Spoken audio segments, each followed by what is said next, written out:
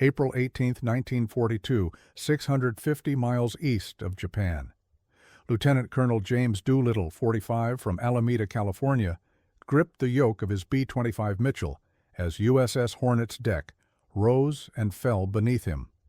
The carrier pitched forward.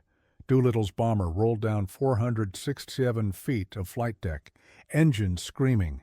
His wheels lifted just as the bow dropped away. Behind him, 15 more Army bombers waited their turn to attempt the impossible.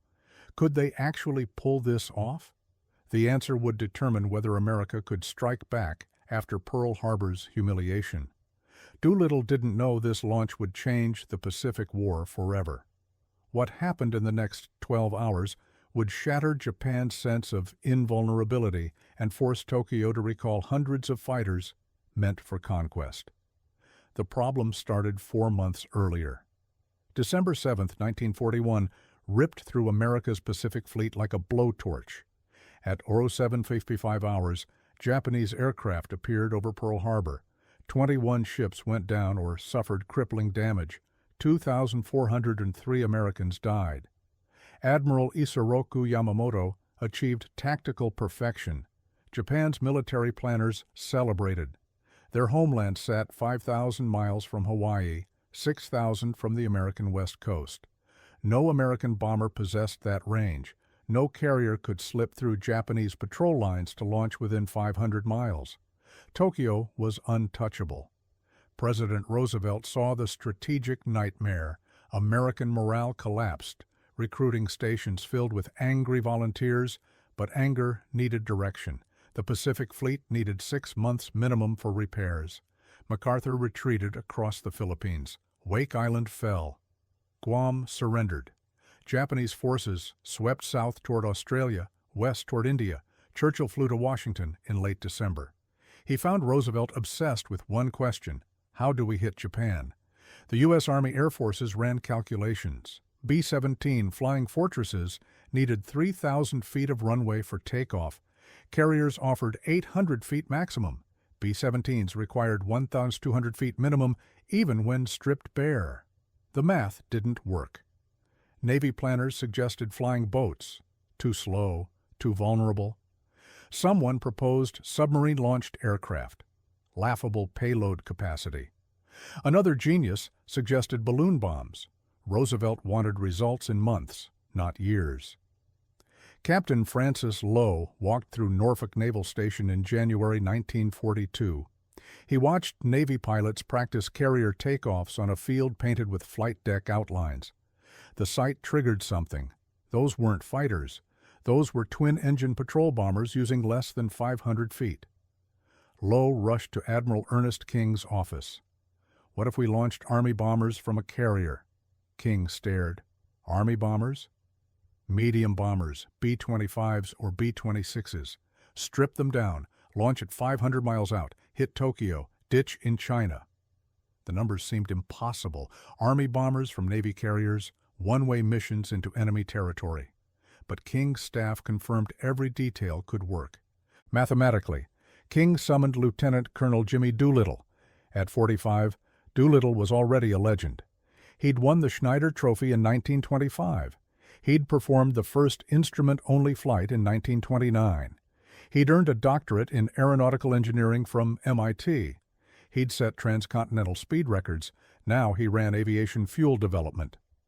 "Can you get a B-25 off a carrier deck?" King asked.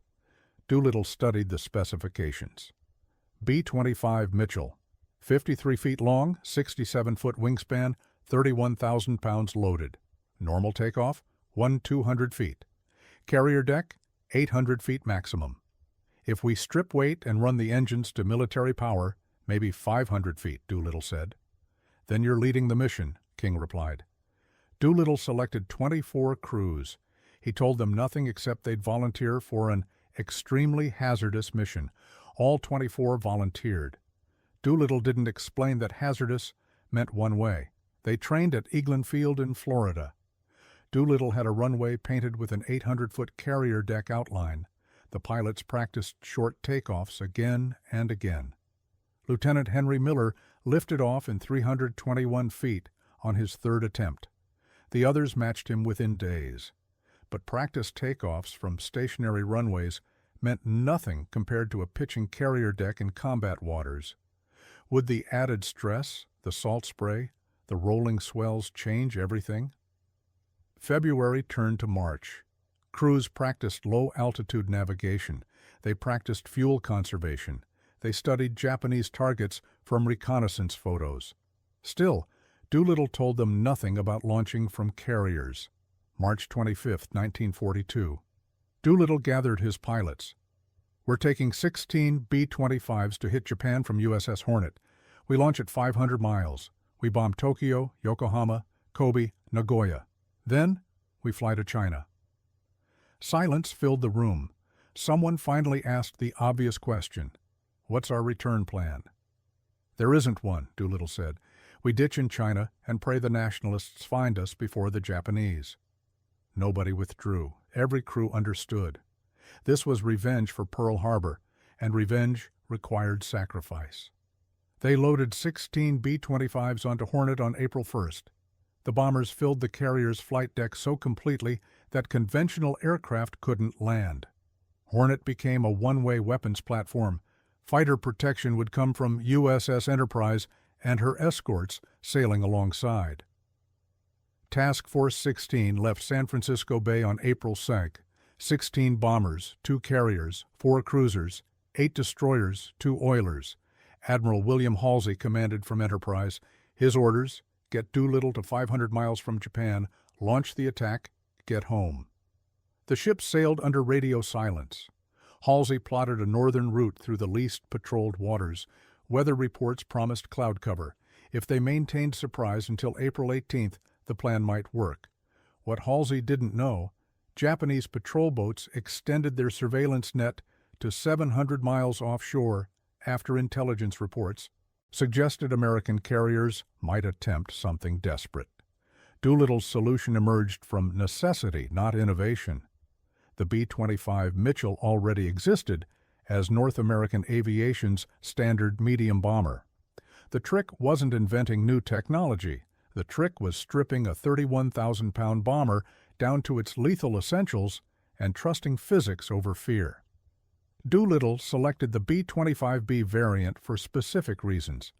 Twin-Wright R-2600 engines delivered 1,700 horsepower each. The airframe could absorb punishment. Most crucially, the wing loading allowed slower takeoff speeds than the competing B-26 Marauder. He removed the lower gun turret immediately. That saved 600 pounds. Out went the liaison radio set. Another 230 pounds. The Norden bomb sight stayed in America. They'd bomb visually at 1,500 feet, where precision optics meant nothing. Replacing it with a simple 20-cent sight saved another 130 pounds. Armor plating came out. Doolittle calculated they'd face minimal fighter opposition during the surprise attack. If Japanese fighters found them, armor wouldn't matter against 20mm cannons anyway. The deleted armor saved 400 pounds. Standard fuel capacity gave B-25s roughly 1,300 miles of range. Tokyo to China's eastern airfields measured 1,200 miles from the planned launch point. The margin was suicidally thin. Lieutenant Henry Potter, Doolittle's navigator, ran the calculations obsessively. "We need 150 gallons minimum. Standard tanks hold 694. Mechanics installed a 275-gallon collapsible rubber bladder in the crawlway above the bomb bay. Another 160-gallon tank replaced the lower turret space. Total capacity, 1,129 gallons. Still marginal but workable if crews leaned the fuel mixture perfectly. The modifications created new problems. Crawling over a rubber fuel bladder filled with high-octane gasoline while bombs sat 10 feet below violated every safety protocol. One spark from static electricity would turn the fuselage into a fireball. Could these modifications actually work under combat stress? The crews would find out over Tokyo. Doolittle kept the .50 caliber nose guns and top turret. He added 2 broomsticks painted black and mounted in the tail cone. From 500 yards, Japanese fighters might mistake them for real weapons. The deception cost nothing and might buy precious seconds. Each bomber carried 4 500-pound bombs. Doolittle mixed high-explosive and incendiary weapons. Intelligence reports indicated Tokyo's industrial districts used wood frame construction extensively. Fire would multiply the damage beyond the actual explosive yield. The lead crews received incendiary cluster bombs. Doolittle calculated these would create visible smoke columns for follow-on bombers to use as navigation markers. The psychological impact mattered more than the physical destruction anyway. Navigation posed the most complex challenge. Normal procedure involved radio beacons and celestial navigation, but maintaining radio silence meant dead reckoning only. Celestial navigation required time and visibility. At 1,500 feet, racing at 200 miles per hour, navigators got neither. Potter solved it with pre-calculated heading cards. Each navigator received a board showing time, heading, and distance for every leg. Clock watching replaced sophisticated calculation. If the launch happened on schedule, simple arithmetic would guide them to Tokyo. The Chinese end created worse problems. Generalissimo Chiang Kai-shek controlled eastern China theoretically. Actually, local warlords ran independent fiefdoms. Communist forces held some areas. Japanese occupation controlled the coast. Doolittle's crews would bail out over 200,000 square miles of political chaos. Colonel Claire Chennault commanded the American volunteer group, Flying Tigers, in China. His message to Doolittle offered cold comfort. We'll prepare airfields at Chuchao, Yushan, and Lishui. Whether they're operational on April 18th depends on Japanese bombing schedules. Doolittle ordered his crews to memorize one Chinese phrase, "I am an American." Translators provided phonetic cards. The phrase in Chinese, "Wo shi mei guo ren." Whether illiterate farmers 1,000 miles inland would recognize it seemed questionable. The enemy opposition came from multiple directions. Japanese radar technology lagged behind Germany's, but patrol boats compensated. Tokyo deployed picket vessels in concentric rings reaching 700 miles offshore. If Task Force 16 encountered even one, surprise died. Japanese fighter strength around Tokyo exceeded 200 aircraft. Most were obsolete Ki-27s, or early Model Zeros, but numbers mattered. 16 bombers without fighter escort couldn't survive a determined interception. Tokyo's anti-aircraft defenses consisted of approximately 200 guns ranging from 75 mm to 120 mm. The gunners trained constantly. They'd proven their skill against Chinese bombers throughout the 1930s. But those attacks came at medium altitude with advance warning. Would the gunners react fast enough to bombers appearing at 1,500 feet? Secrecy provided the only real defense. Halsey's task force sailed under absolute radio silence. Destroyer captains received sealed orders, openable only after passing Pearl Harbor. Even Hornet's crew didn't know their destination until April 13th, when Halsey's signal explained the mission. The training addressed mechanics, not courage. Doolittle's pilots practiced carrier takeoffs until muscle memory replaced thought. They memorized fuel consumption charts, they rehearsed emergency procedures, they studied target photographs until Tokyo's street grid appeared in their sleep. But nothing prepared them for the psychological reality, flying 200 miles over enemy territory, bombing the emperor's capital, then hoping Chinese peasants would rescue them before Japanese patrols arrived. Lieutenant Ted Lawson, piloting aircraft number 7, confided to his diary on April 15th, "We practice and practice. The mechanics work perfectly. It's the human element that terrifies me. What happens when some Chinese warlord finds us? Does he help Americans or collect Japanese bounties?" Doolittle couldn't answer that. Nobody could. The plan worked on paper. Paper couldn't account for chaos. Task Force 16 maintained radio silence as it approached Japanese waters. Halsey's destroyers screened ahead, watching for patrol boats. The plan required reaching the launch point undetected. If Japanese pickets spotted the carriers before April 18th, The entire mission collapsed. April 17th brought worsening weather. Low clouds and rough seas would complicate the launch but might provide cover from Japanese reconnaissance. Halsey considered the trade-off acceptable. Hornet's deck crew prepared the bombers. Each B-25 received final fuel topping. Armorers loaded the bombs and sealed the bays. Doolittle's crew painted number 1 on their aircraft's nose. Behind them, 15 more bombers sat nose to tail, filling every available foot. The deck crews faced their own impossible task, launching 16 bombers from a rolling carrier deck in combat waters, then watching them disappear toward Japan, knowing most crews wouldn't survive. Dawn broke on April 18th under a gray sky. Halsey's task force had covered 3,800 miles in 16 days without detection. The launch point lay 8 hours ahead at current speed. 16 bombers sat ready on Hornet's deck. Then Enterprise's radar picked up a surface contact. At 07:38 hours, the Japanese patrol boat Nitto Maru appeared on the horizon. Halsey's worst fear materialized. The picket vessel sat exactly where intelligence predicted it wouldn't be. The Japanese had extended their patrol line. USS Nashville opened fire at 07:38 hours. 5-inch shells bracketed the patrol boat. Nitto Maru's radio mast transmitted desperately before the third salvo struck home. The message reached Tokyo. 3 enemy carriers sighted, course west, position 650 miles east. What would Tokyo do with this warning? The answer would determine whether Doolittle's bombers met empty skies or concentrated fighter screens. Halsey called Doolittle to the bridge. "They know we're here. I'm launching you now, 650 miles out instead of 500. Doolittle calculated instantly. 650 miles added 90 minutes to an already marginal fuel situation. None of his bombers would reach the planned Chinese airfields. They'd be ditching or bailing out in darkness over unknown territory. "How long until we're in range?" Doolittle asked.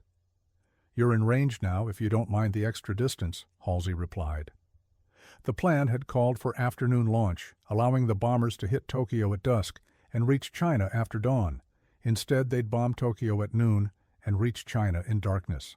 But waiting meant giving Japanese fighters time to organize. Doolittle made the call. "We launch immediately." Hornet turned into the wind at 08:20 hours. The carrier's bow rose and fell 20 feet with each swell. Wind across the deck measured only 8 knots. The B-25s needed 15 knots minimum for safe takeoff. The carrier's speed would have to compensate. Enterprise's fighters flew combat air patrol overhead, watching for Japanese reconnaissance. If enemy bombers found Task Force 16 during launch operations, the carriers would be helpless. Deck crews removed the chocks from Doolittle's bomber. The launch officer stood at the deck edge, paddles raised. Doolittle watched the deck rise and fall, timing the swell pattern. The launch had to catch the upward pitch at its peak, giving maximum deck angle. At air weight 25 hours, the launch officer's paddles dropped. Doolittle released the brakes. His B-25 rolled forward, engines at full military power. The bomber accelerated down 467 feet of deck. His wheels lifted as the bow pitched upward. For 1 second, Doolittle hung in space with nothing but ocean below. Then his engines caught full bite, and he climbed away. Behind him, 15 more bombers waited their turn. Lieutenant Travis Hoover launched second at 08:27 hours. His bomber used 491 feet of deck. Lieutenant Robert Gray went third, lifting off in 458 feet. The pattern continued. Each pilot watched Doolittle's technique, adjusted for the deck pitch, and trusted physics over fear. Lieutenant Edgar McElroy, flying aircraft number 6, watched the deck rise and fall as he waited. His co-pilot, Lieutenant Richard Knobloch, counted the seconds between swells. 14-second intervals. Peak height, about 20 feet. McElroy's turn came at 08:37 hours. The launch officer's paddles dropped just as the bow started upward. McElroy released brakes, pushed throttles to maximum. His bomber rolled, accelerated, reached rotation speed just as the bow hit peak angle. His wheels cleared with 15 feet to spare. The launches continued without pause. Lieutenant Dean Hallmark, lifted off at 0840. Lieutenant Ted Lawson followed at 0842. Each pilot refined the technique slightly. Trust the launch officer, release on signal, hold heading, let deck angle provide the extra lift. Would they all make it off successfully? One miscalculation meant a bomber rolling off the deck into the ocean. Lieutenant Donald Smith, piloting aircraft number 12, faced a unique problem. His bomber sat behind 11 others. Deck crews had spotted his aircraft assuming a longer deck run. When earlier bombers used less space, Smith wound up with the shortest available deck, 427 feet. Smith calculated quickly. Standard B-25 rotation speed, 90 miles per hour. Time to reach 90 mape from standing start, roughly 12 seconds. Distance covered, approximately 700 feet. He had 427 feet of deck. His co-pilot, Lieutenant Griffith Williams, saw the numbers. "We're going into the ocean. Watch me," Smith said. At or wait 48 hours, Smith's turn came. The launch officer signaled. Smith released brakes and simultaneously pushed throttles beyond military power into emergency rating. The right engines screamed. His bomber accelerated harder than any previous launch. The deck edge rushed toward him. Rotation speed, 88 mph. Close enough. Smith pulled back. His bomber lifted with 5 feet of deck remaining. Williams exhaled for the first time in 30 seconds. Behind them, 4 more bombers waited. Lieutenant William Farrow launched at 0851. Lieutenant Harold Watson followed. Lieutenant Richard Joyce lifted off at 0855. The final bomber, piloted by Lieutenant William Farrow, no, that was wrong. Lieutenant Bill Bauer piloted number 16, the last bomber. Actually, checking the roster again, Lieutenant Farrow flew 15th, Bauer flew 16th. Bauer's bomber sat farthest aft on Hornet's deck. Deck crews had spotted him perfectly, but he'd also absorbed more salt spray than any other aircraft during the 16-day voyage. Would the right engines develop full power after 2 weeks of ocean exposure? At 0900 hours, Bauer's turn arrived. His engines caught and held at full power. The launch officer signaled.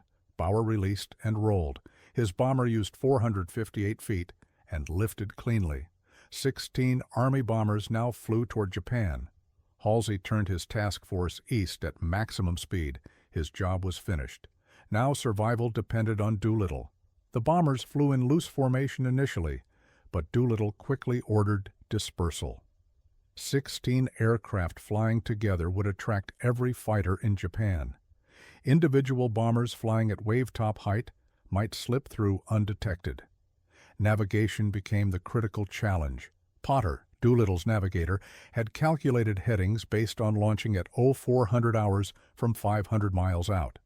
They'd launched at 0825 from 650 miles. Every calculation was wrong. Potter recalculated frantically. New heading, 267 degrees, airspeed 100 mph at 200 feet, estimated time to landfall, 3 hours, 40 minutes. Fuel consumption, approximately 220 gallons per hour. Total fuel, 129 gallons available. The math was brutal. They'd burn 800 gallons reaching Japan. That left 329 gallons for the attack and 1,200 miles to China. The physics didn't work unless they leaned the fuel mixture to dangerous levels and caught perfect tailwinds. The bombers separated into individual courses. Some pilots flew north to hit Tokyo, others angled south toward Yokohama and Nagoya. The separation meant Japanese defenses couldn't concentrate. How many would actually reach their targets? That question would be answered within 4 hours. Lieutenant Lawson flew aircraft number 7, nicknamed Ruptured Duck, after a cartoon painted on its nose. His navigator, Lieutenant Charles McClure, calculated they'd hit Tokyo with approximately 15 minutes of fuel margin. 15 minutes doesn't get us to China, Lawson said. No, McClure agreed. It gets us 15 minutes toward China before we ditch. Every crew faced identical calculations. The early launch from 650 miles had transformed a marginal mission into a near-certain death sentence. But turning back meant Nitto Maru's warning would succeed. Tokyo would remain untouched. Pearl Harbor would remain unanswered. None of the bombers turned back. Doolittle spotted the Japanese coast at 12:15 hours. The shoreline appeared through broken clouds exactly where Potter's revised calculations predicted. Behind him, 15 more bombers approached from different angles, spread across 100 miles of ocean. The Japanese radar network detected nothing. How could land-based radar operators distinguish single bombers flying at 200 feet from the usual fishing boat clutter? Doolittle climbed to 1,500 feet. Below him, Tokyo spread out in precise grid patterns. The Nakajima aircraft factory sat 3 miles ahead, exactly where reconnaissance photographs showed it. No fighters rose to intercept. No anti-aircraft fire reached toward him. The city went about its Saturday afternoon completely unaware. At 12:30 hours, Doolittle's bombardier, Sergeant Fred Bramer, released 4 500-pound bombs. The weapons fell away. Doolittle counted 1, 2, 3. The bombs detonated inside the factory complex. Secondary explosions suggested fuel storage or ammunition. Doolittle turned hard left and descended to rooftop level, racing for the coast. Behind him, Tokyo's air raid sirens finally screamed to life. The warning came 15 seconds after the first bombs hit. Lieutenant Hoover crossed the coast 15 miles north of Doolittle. His target was another Nakajima facility. Through scattered clouds, he identified the factory buildings. Hoover's bombardier, Sergeant Melvin Gardner, released at 12:34 hours. The bombs struck the northern factory section. Hoover didn't wait to assess damage. He dropped to 100 feet and followed the railroad tracks east toward the ocean. Japanese anti-aircraft batteries finally responded. 75-millimeter guns opened fire, but their crews had no tracking solution. The shells burst at 5,000 feet, where bombers normally attacked. Hoover's aircraft was racing away at 100 feet. The gunners never adjusted in time. Could the psychological shock buy precious minutes before fighters launched? The Japanese had trained to defend against high-altitude precision bombing. Nobody had imagined bombers appearing at rooftop level in broad daylight. Lieutenant Gray reached Tokyo at 12:37 hours. His target list included the Japan Diesel Manufacturing Company. The building sat in Tokyo's industrial district, surrounded by wood frame houses. Gray's bombardier carried incendiary cluster bombs specifically for this reason. Sergeant Aidan Jones released at 12:38 hours. The cluster bombs separated and scattered across 6 blocks. Within 30 seconds, fires erupted in 14 locations. The wood frame construction did exactly what Doolittle predicted. Individual fires merged into a firestorm that would burn for 6 hours. Gray turned south, heading for Yokohama Bay. His navigator, Lieutenant Charles Ozuki, shouted a warning, "Fighters, 4 o'clock high." 3 Nakajima Ki-27 fighters dove from 6,000 feet. The Japanese pilots had finally scrambled, but they faced an unfamiliar problem. Their fighters were designed for high-altitude interception. Diving to 100 feet to chase bombers put them in unfamiliar flight regimes. Gray pushed his throttles to maximum power. The B-25 accelerated through 240 miles per hour. The Ki-27s couldn't match that speed at low altitude. Their pursuit fell away after 90 seconds. Gray escaped into cloud cover over the bay. Minutes later, Lieutenant Hallmark approached Tokyo from the northeast. His target, the steelworks at Kawasaki. Through morning haze, Hallmark identified the massive furnace buildings. His bombardier, Sergeant William Dieter, released 4 500-pound high-explosive bombs at 12:42 hours. 3 bombs struck inside the steelworks complex. The 4th hit a warehouse 200 yards short. The damage assessment would show 300 tons of steel production lost and furnace repairs requiring 6 weeks. But Hallmark wouldn't know that. He was already racing toward the coast, anti-aircraft shells bursting uselessly in his wake. Lieutenant Lawson found his target through sheer navigation skill. The Ogura oil refinery sat in Tokyo's southern industrial zone. Finding it required identifying landmarks from 100 feet while traveling 200 miles per hour. His navigator, McClure, called out checkpoints. Railroad bridge 3 degrees right, factory with red roof 2 degrees left, target 12 o'clock, 1 mile. At 12:45 hours, Lawson climbed to 1,500 feet for bombing run. Japanese anti-aircraft crews finally had a tracking solution. 75mm shells burst around Lawson's bomber. Shrapnel punctured his left wing and tail section. Lawson held course. Sergeant Robert Clever released 4 500-pound bombs. All 4 struck the refinery complex. The bombs detonated inside storage tanks containing 150,000 gallons of refined petroleum. The resulting explosion was visible from 15 miles away. Lawson turned hard right and dove back to rooftop level. More anti-aircraft fire pursued him, but he was already accelerating toward the bay. What would Tokyo's civilians think watching American bombers appear and disappear in minutes? The psychological calculation mattered more than physical damage. Across Tokyo, the remaining bombers found their targets through similar combinations of skill and determination. Lieutenant McElroy hit the Yokosuka Naval Arsenal at 12:47 hours. Lieutenant Smith destroyed a factory in North Tokyo at 12:50. Lieutenant Watson bombed an aircraft manufacturing plant at 12:53. The attack spread across 45 minutes and 20 miles. Japanese air defense commanders faced chaos. Bombers appeared from multiple directions at varying altitudes. Some flew at rooftop level, others climbed to 1,500 feet for bombing runs. The fighter squadrons scrambled, couldn't establish any pattern. By 13:15 hours, all 16 bombers had struck their targets and turned west toward China. Tokyo counted the damage. Approximately 100 buildings destroyed, 500 damaged. Casualties numbered around 50 killed, 400 injured. The physical impact was negligible compared to what Japanese bombers had inflicted on Chinese cities. But the strategic impact couldn't be measured in buildings. Emperor Hirohito had been promised absolute security. That promise shattered the moment Doolittle's first bomb detonated. The flight to China began at 13:20 hours when Doolittle crossed the Japanese coast, heading west. He had approximately 290 gallons of fuel remaining. Potter calculated the distance to Chuchao Airfield, 190 miles. Fuel consumption at optimal mixture, 190 gallons per hour.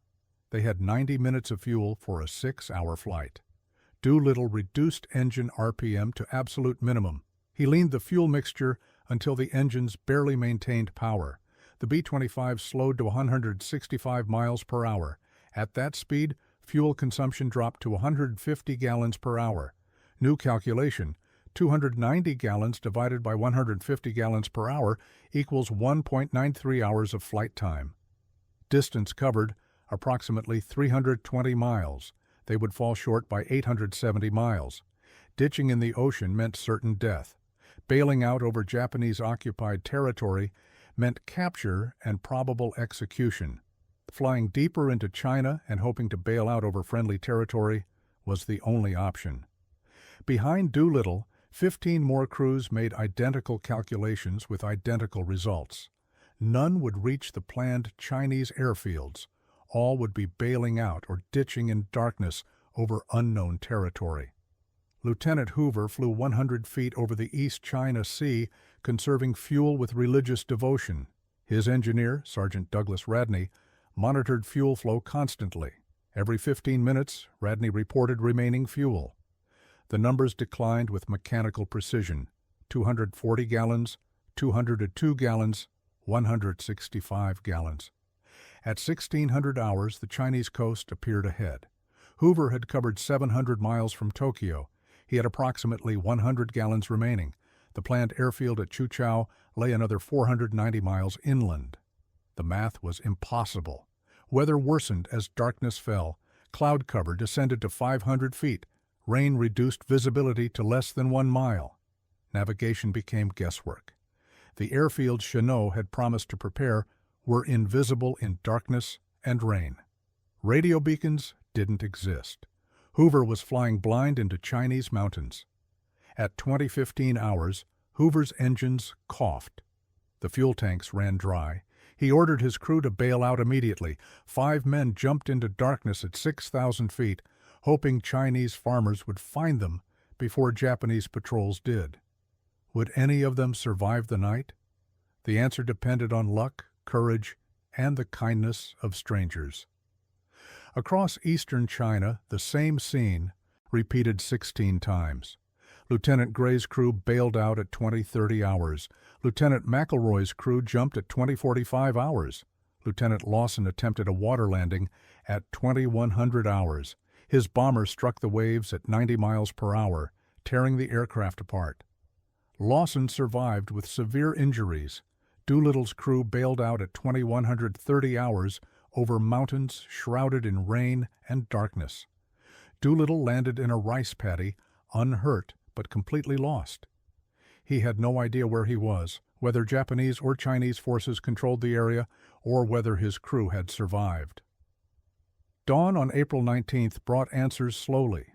Chinese farmers found Doolittle first. They led him to a nearby village where a local magistrate who spoke broken English explained, "You are in Jiangxi province. Japanese control the coast. We control here. Your crew is safe." Over the next 72 hours, search parties found 64 of the 80 crewmen. 8 had died in crashes or bailouts. 8 more were captured by Japanese forces in occupied territory. The survivors scattered across 200 miles of Chinese countryside, dependent on local villagers for food, shelter, and protection. Lieutenant Hallmark's entire crew was captured near Nanchang. Japanese military police transported them to Tokyo for interrogation. Lieutenant Farrow's crew met the same fate near Poyang Lake. The captured men faced trial as war criminals for bombing civilian areas. Between April 18th and May 15th, 1942, Doolittle's 16 bombers achieved what intelligence analysts called impossible. The raid destroyed or damaged approximately 100 buildings across Tokyo, Yokohama, Kobe, Osaka, and Nagoya. Casualties numbered roughly 50 killed and 400 wounded. The physical damage ranked as negligible. But statistics missed the strategic earthquake. One raid forced Japan to recall 300 fighters from offensive operations for homeland defense. This represented 12% of Japan's total fighter strength redeployed from conquest to protection.